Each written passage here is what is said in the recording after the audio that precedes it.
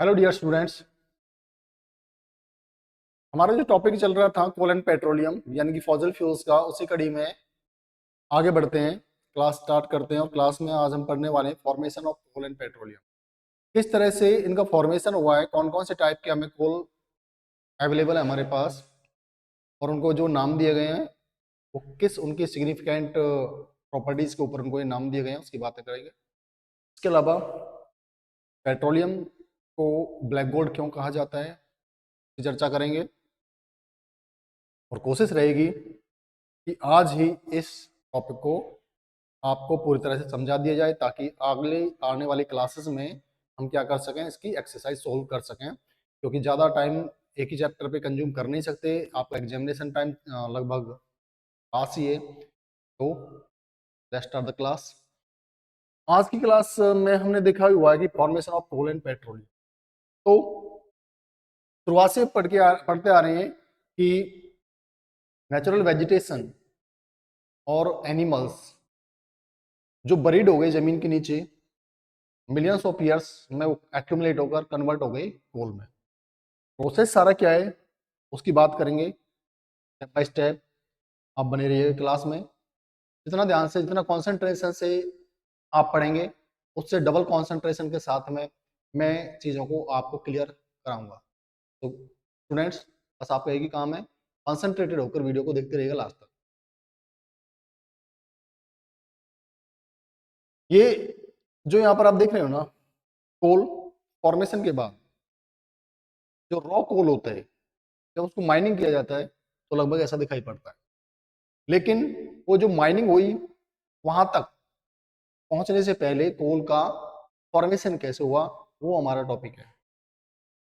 तो आप देखेंगे कि coal is sedimentary rock that forms from the remains of plant and trees. ये बात है तो आपको पहले से ही पता है, लेकिन एक नया वर्ड यहाँ पर आया, दैट इज सेडिमेंट्री रॉक।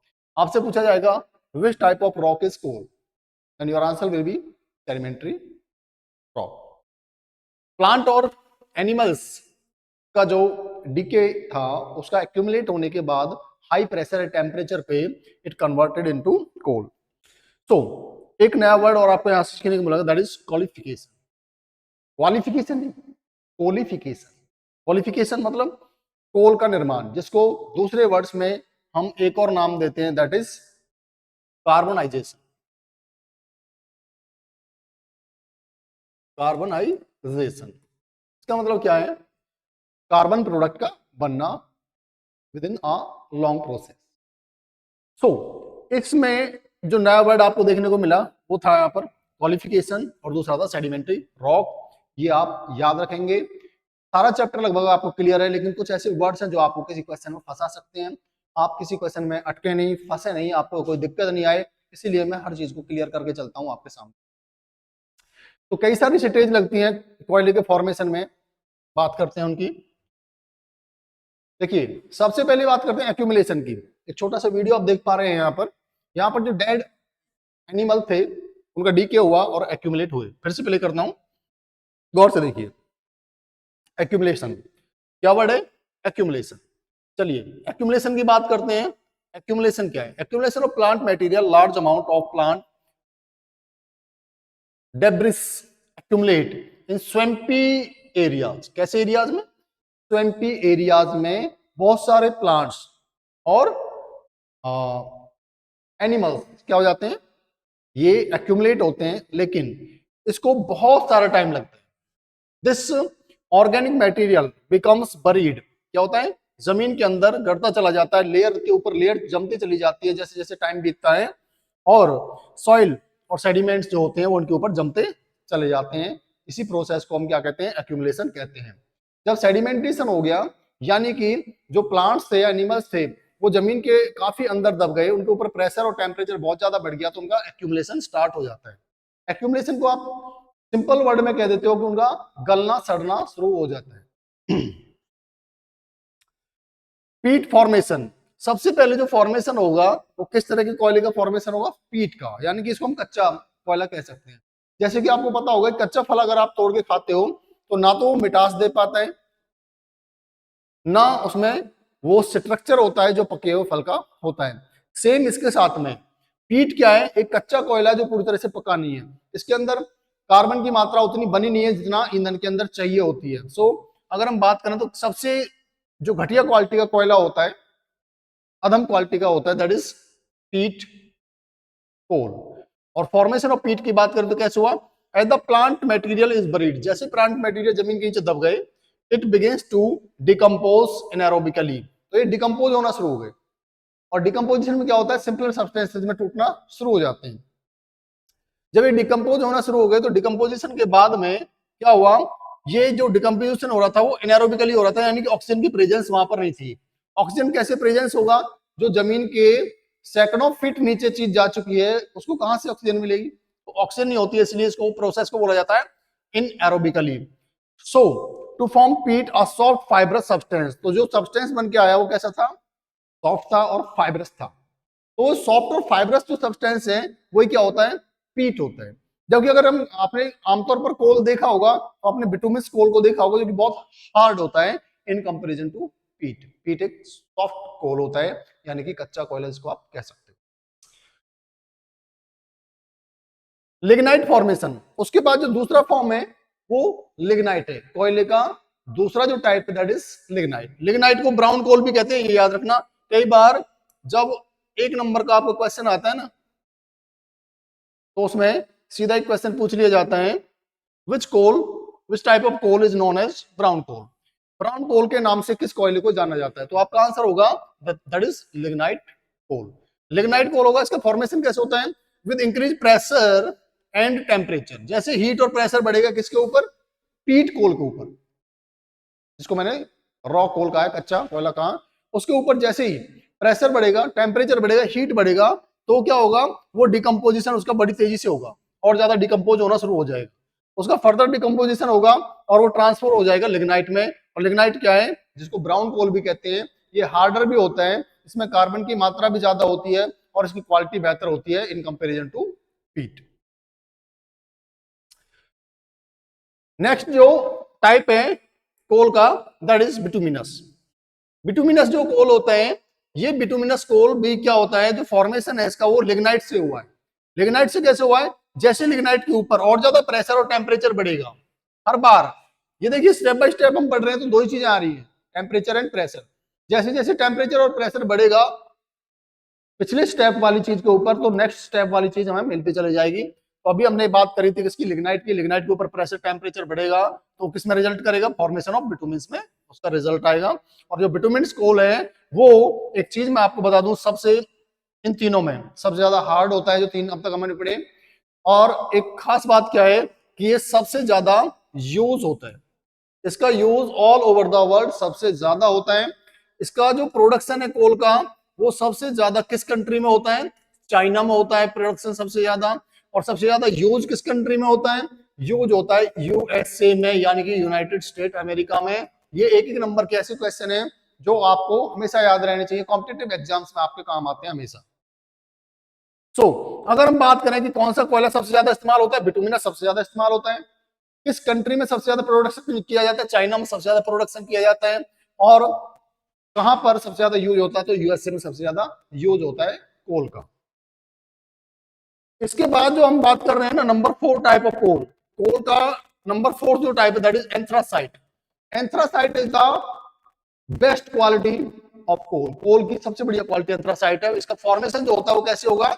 जो बिटुमिनस है इसके पिछले स्टेप पर जो हमने पढ़ा था ना, उसी का क्या होगा? फर्दर मेटामॉर्फिस हो जाएगा उसका। और मेटामॉर्फिस कब होता है? जब बहुत ज्यादा टेम्परेचर बढ़ जाता है तो जो रॉक्स होती हैं वो मेटामॉर्फिक रॉक्स में कन्वर्ट हो जाती हैं और ये चेंज हो जाएगा, कन्वर्ट हो जाएगा इनटू एंथ्रासाइट।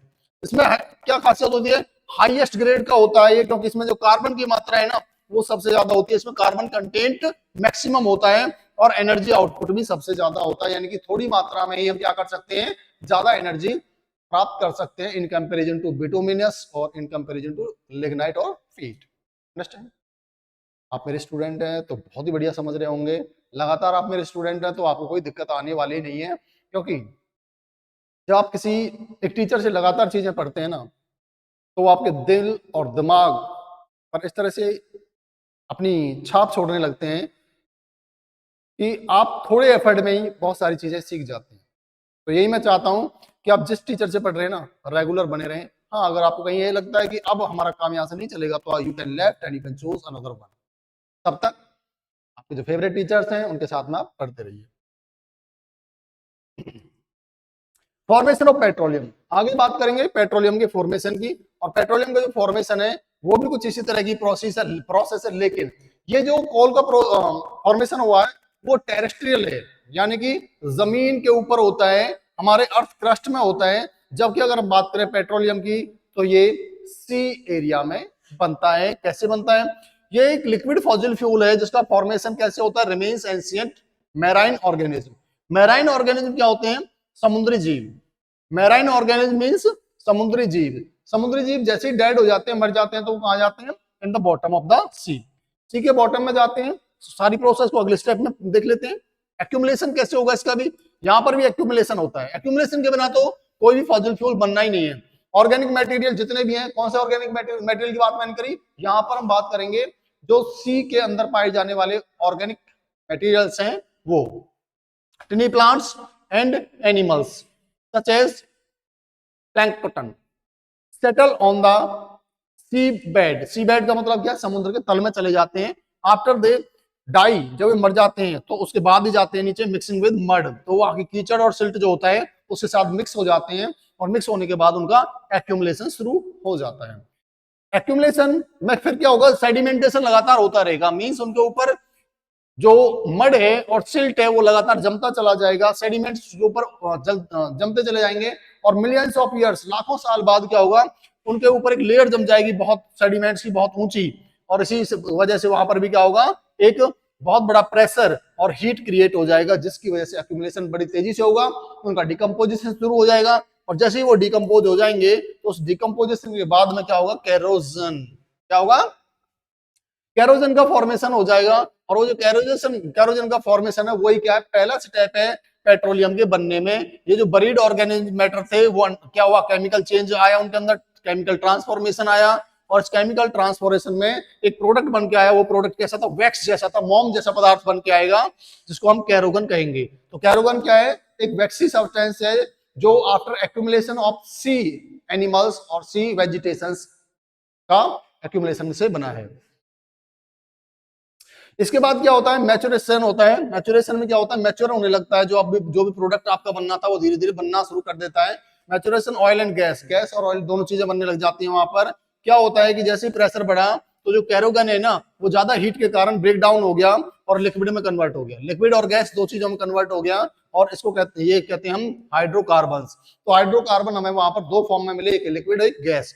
तो इसका जो फॉर्मिंग हुआ ना, अब यहाँ पर क्या बन के आ गया? वो पेट्रोलियम बन के आ गया और नेचुरल गैस बन के आ गया। यानी कि जो लिक्विड प्रोडक्ट था वो बन पेट्रोलियम, और जो गैसियस था वो बन गया नेचुरल गैस।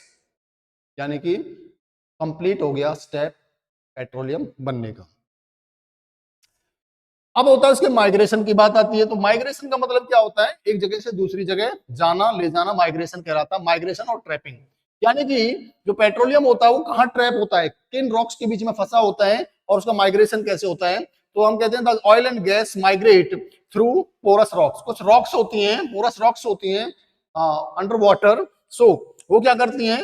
वो उनके बीच में जो गैप होते हैं वहां जाकर ये जो ऑयल है और गैस है ट्रैप हो जाते हैं, फंस जाते हैं, और नॉन पोरस रॉक्स जो होती है वो क्रिएट करती हैं रिजर्वोयर। नॉन पोरस के बीच में जाकर वो इकट्ठे होना शुरू हो जाते हैं, एकत्र होना शुरू हो जाते हैं, भंडार करना शुरू कर देते हैं, उनका स्टॉक होने लगता है वहां पर। अब बात करते हैं usages of coal and petroleum की। तो डियर स्टूडेंट्स, उम्मीद करता हूं यहां से आपको ये समझ में आ गया होगा कि कोयला और पेट्रोल एक्चुअली कैसे बनते हैं, कौन कौन से प्रोसेस लगते हैं, और कौन कौन से वर्ड्स, फेमस वर्ड्स हम उनमें इस्तेमाल करते हैं, कौन कौन से नए वर्ड्स हमने उसमें सीखे जो कोल और पेट्रोलियम के फॉर्मेशन में लगते हैं। अब बात करते हैं कि यूजेज कहाँ कहाँ होते हैं। देखो बात करते हैं कोल एंड पेट्रोलियम के यूजेज की। तो सबसे पहले यूजेज ऑफ कोल, कोल के यूजेज की बात आती है तो आपको बहुत ही फेमस से एक वर्ड से इलेक्ट्रिसिटी, जो आप डेली लाइफ में यूज कर रहे हो, इसका जो जनरेशन है सबसे ज्यादा कोल से हो रहा है। फिर इसका और कोल का इस्तेमाल कहां पर होता है? इंडस्ट्रीज में होता है, फैक्ट्रियों में होता है। फैक्ट्रियों में भी हम इससे क्या, जैसे स्टील और सीमेंट की फैक्ट्रियां हैं, यहाँ पर खूब ज्यादा इस्तेमाल होता है कोल का। हीटिंग के लिए तो देखिए घर से लेकर और बड़ी फैक्ट्रियों तक हीटिंग के लिए, यानी आप देखिए होम्स में, बिल्डिंग्स में, through common today due to environmental concern. लेकिन आजकल क्या हो रहा है? एनवायरमेंटल कंसर्न के कारण पर्यावरण की चिंता है हमें, इसलिए हम इनका थोड़ा यूज कम करते जा रहे हैं। करना भी चाहिए, क्योंकि अगर हमारा एनवायरनमेंट ही स्वस्थ नहीं रहेगा तो फिर ऐसी एनर्जी का कोई फायदा है नहीं।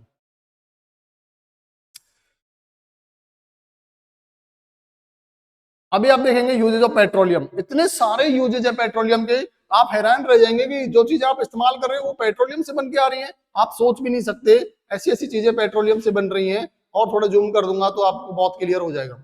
सबसे पहले तो सबको विदित है, बहुत तो कॉमन सी बात है, सब जानते हैं कि फ्यूल में इस्तेमाल होता है। कौन कौन से फ्यूल? पेट्रोल,